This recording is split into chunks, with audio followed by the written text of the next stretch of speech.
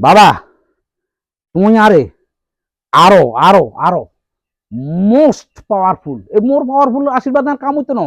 আমি এমন কামে যাই এর বুঝছো নি, এটাতে অনেক শক্তিশালী আশীর্বাদ আমার লাগবে, বুঝছো?